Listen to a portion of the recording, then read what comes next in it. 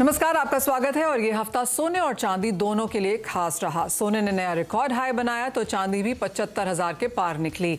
ऐसे में तेजी के क्या कारण है? सोने चांदी में ये तेजी कब तक बनी रह सकती है? स्पॉट मार्केट्स में इस तेजी का कितना असर देखने को मिला? एक्सपोर्ट से क्या एक्सपेक्टेशंस हैं और निवेश के लिए क्या ये सही समय है? इन सभी चीजों पर बात करने के लिए हमारे साथ मेहमानों का एक बेहद खास पैनल मौजूद है।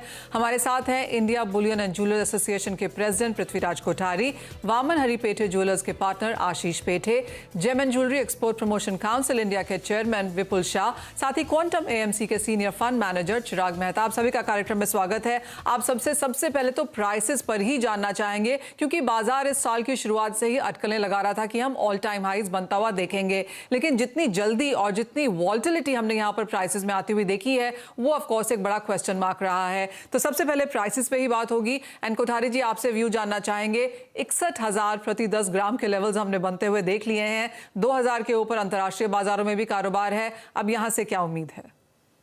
देखिए, अभी भी सेंटीमेंट बहुत खराब है।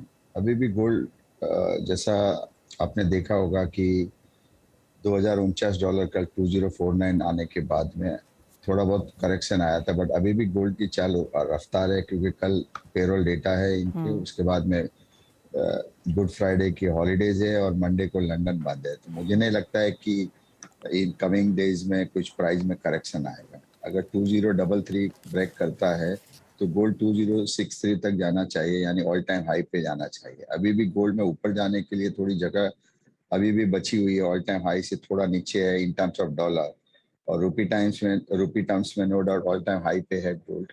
तो मुझे लगता है अभी भी थोड़ा और ऊपर जाना है, बट उसके सामने अगर फिजिकल देखो तो कहीं पे कुछ भी डिमांड नहीं है।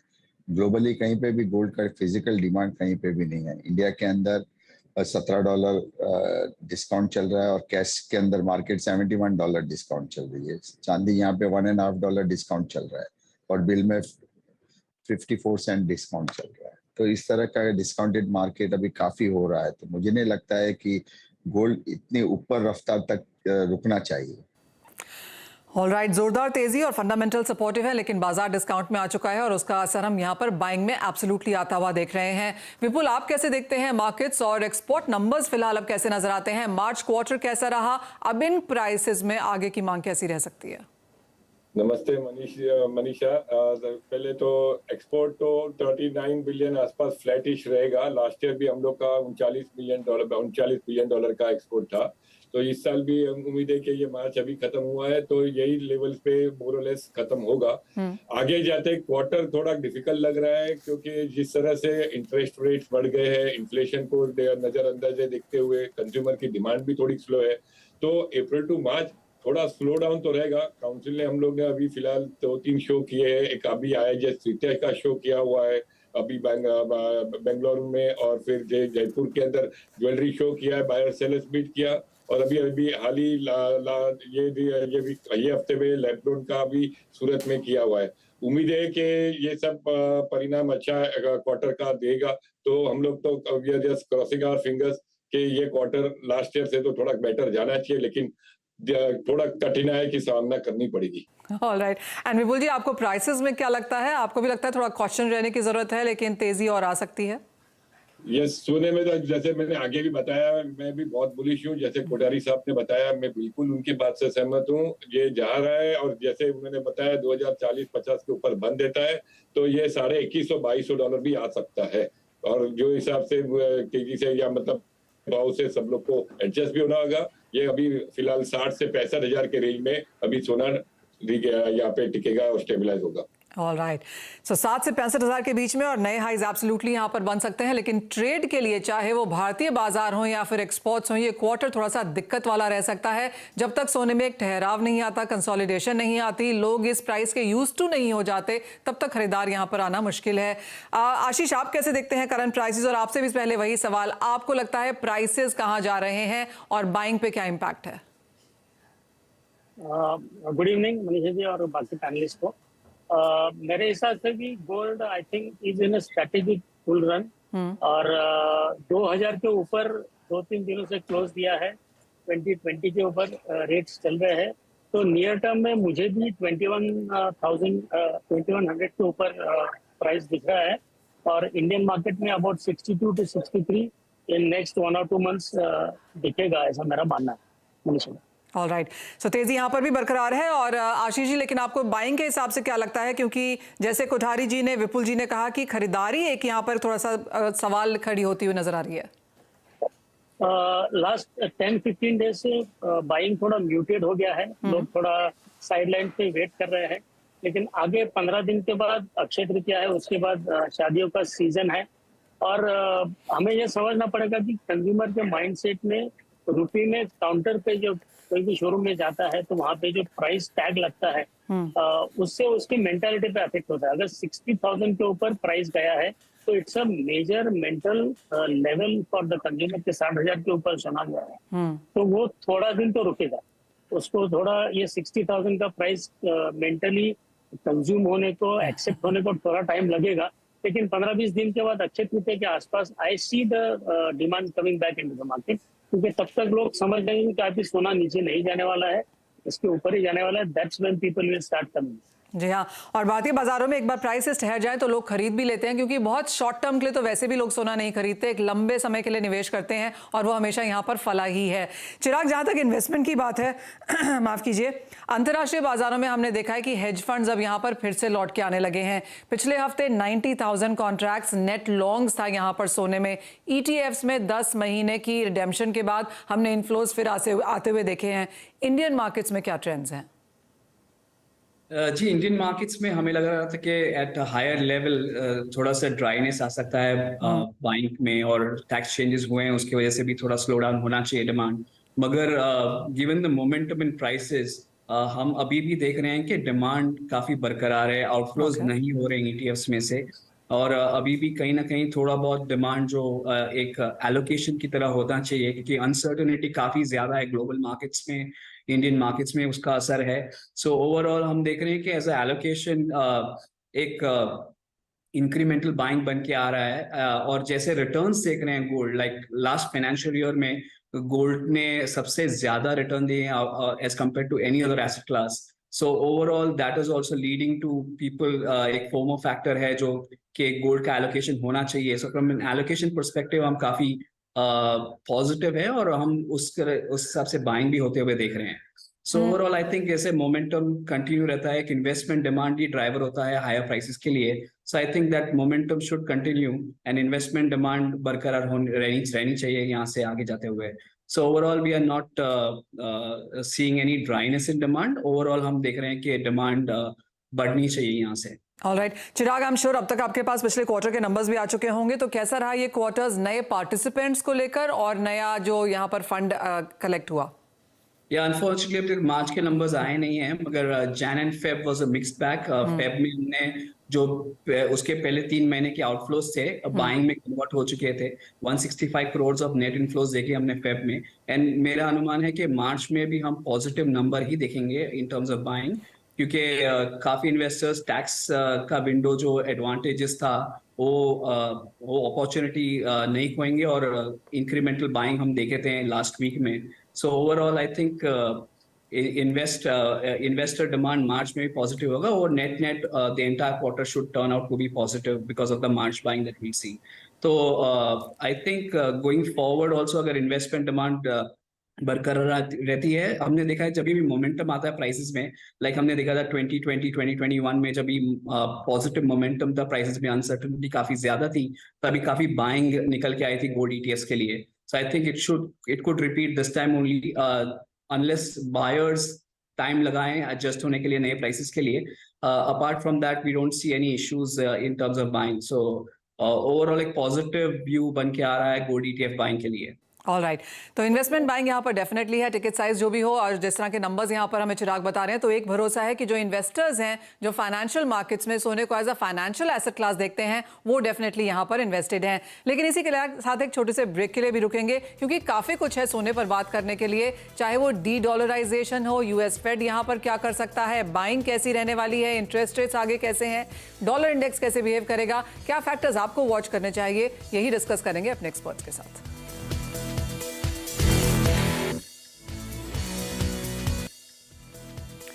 एक और चीज़ जो इस हफ्ते में हुई वो है डी डॉलराइजेशन की कॉन्वर्सेशन और भी था यहाँ पर थोड़ा सा हीटेड होती हुई नजर आई। जो कंट्रीज़ हैं जैसे कि Russia, China, India, Brazil, south Africa, ये सभी कंट्रीज़ डॉलर से हटके अपनी रीजनल करेंसीज में अब यहाँ पर कारोबार करना चाहती हैं। इसका सीधा फायदा हमने बिटकॉइन और सोने में आता हुआ देखा। कोठारी जी, ऑफकोर्स ये बातें पिछले 2 साल से चल रही हैं, लेकिन अब ज़्यादा बैंक्स, ब्रोकरेजेस इसके बारे में लिखने लगे हैं। कंट्रीज़ अब अपनी करेंसीज को यहाँ पर तवज्जो भी देने लगी हैं। उसका फायदा अंतर्राष्ट्रीय बाजारों में हमने दूसरे एसेट क्लासेस यानी कि सोने को आता हुआ देखा। कितना बड़ा, कितना महत्व आप इस कॉन्वर्सेशन को देंगे?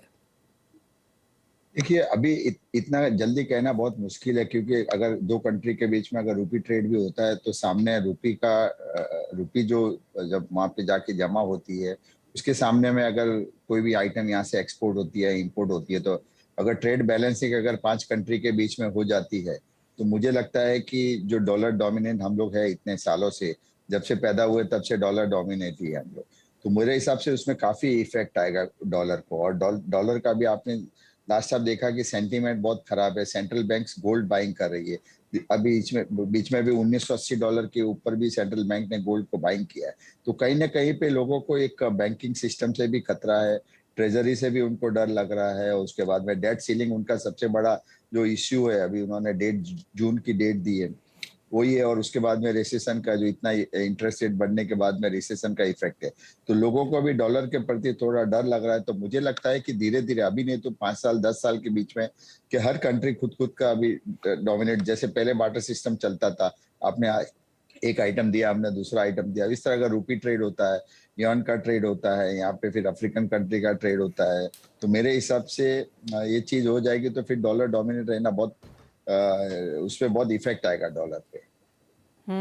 एब्सोल्युटली। और कोठारी जी, कितना फायदा आप सोने का उसमें आता हुआ देखते हैं? क्योंकि हमने एक इमीडिएट इम्पैक्ट तो देखा है, क्योंकि एज ऑफ नाउ जैसे आपने कहा, जब से हम पैदा हुए हैं डॉलर के साथ सब कुछ लुगा हुआ है, सारी कमोडिटीज डॉलर डिनोमिनेटेड हैं। तो सोने पर इसका क्या इम्पैक्ट देखते हैं आज से 2 साल 5 साल के बाद भी? देखिए, सोना जैसे आपने देखा होगा कि ये चीज आज से नहीं हो रही है, 5 7 8 साल से चल रही है। ब्रिक्स में जो अपनी जो कंट्री है उसमें ये लोग धीरे धीरे रिजर्व को बढ़ते जा रहे हैं, तो उनको रिजर्व के सामने ही उनको उनकी करेंसी उतनी डोमिनेट करनी पड़ेगी। राइट। तो मुझे लगता है कि गोल्ड, देखिए, सेंट्रल बैंक डायरेक्ट मार्केट से तो नहीं खरीदती है।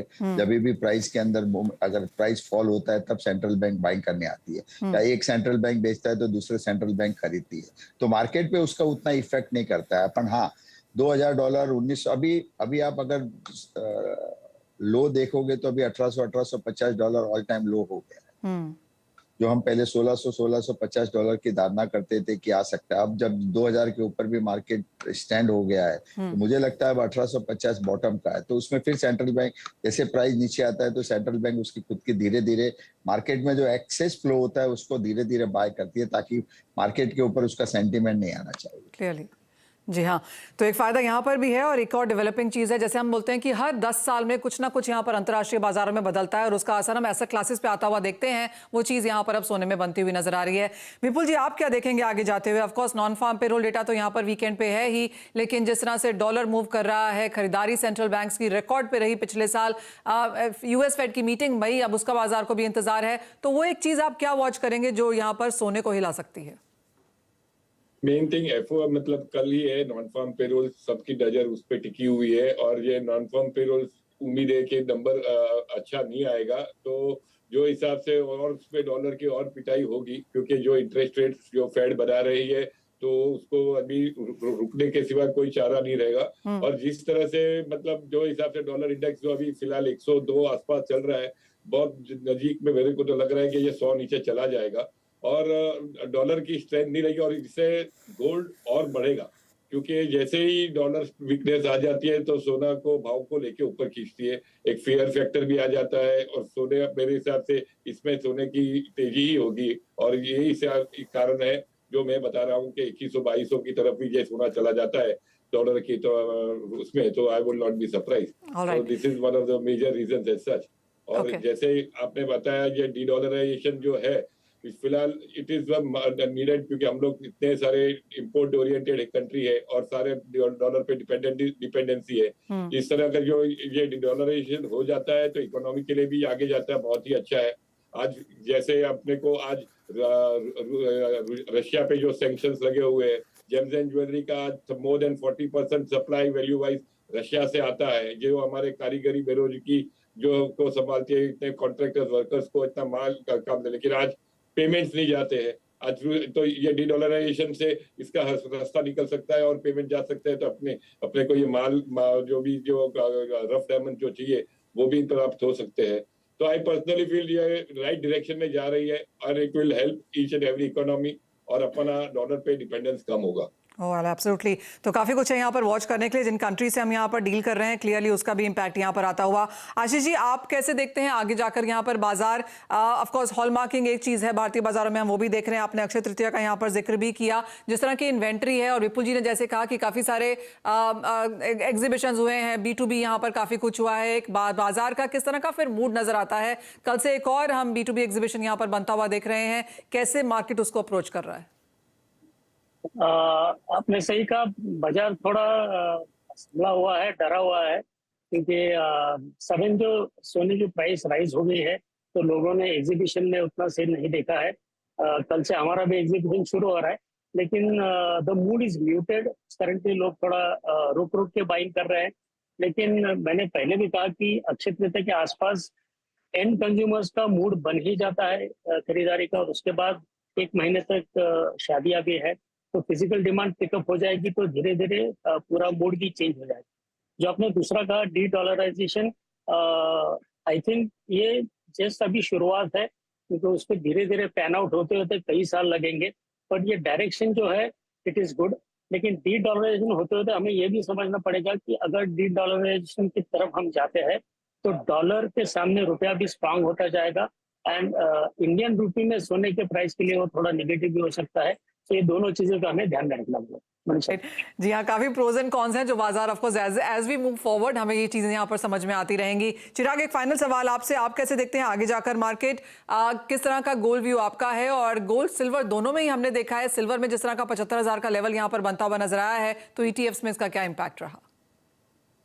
ओवरऑल हमारा व्यू गोल्ड प्राइसेस पे बहुत कंस्ट्रक्टिव है। हमने देखा है कि हमने एक ईरा चेंज होते हुए देखा है। चीप मनी, इजी लिक्विडिटी के बदले हम आए टाइटर लिक्विडिटी में, और इतना अग्रेसिव रेट हाइकिंग साइकिल हुआ है कि उसका इम्पैक्ट कहीं ना कहीं आएगा, क्योंकि जब चीप लिक्विडिटी होता है तभी मैल इन्वेस्टमेंट्स काफी होते हैं, और जब ये एक टिपिंग पॉइंट आता है जब ये अनराइवल होना चालू होते हैं। सो ओवरऑल हमने देखा है कि जो बैंकिंग क्राइसिस हमने देखा, that was just one of the areas that got impacted. आगे जाके हम और भी पॉकेट्स देखेंगे जहाँ पे ये पेन आ सकता है। The only good thing is अभी कॉर्पोरेट लेवल पे, इंडिविजुअल लेवल पे लोग डी लेवरेज्ड है, तो इसका इतना इम्पैक्ट नहीं आएगा, मगर it will have it's repercussion on growth for sure.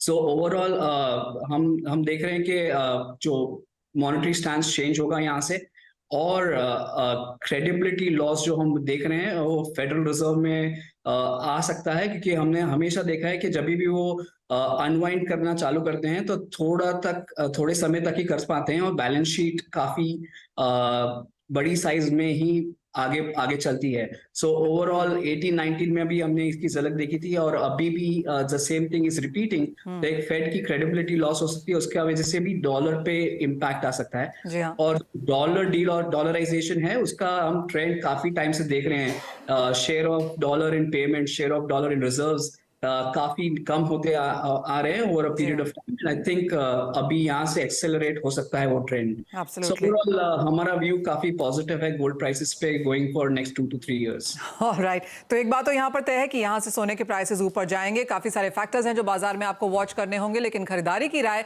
As of now हमारे सभी एक्सपर्ट्स की तरफ से आती हुई। एक फाइनल वर्ड कोठारी जी आपसे, चांदी पर 75,000 हम देख चुके हैं, 80, 85, 90, $30 पर आउंस, बहुत सारे लेवल्स यहाँ पर मार्केट में फ्लोट कर रहे हैं।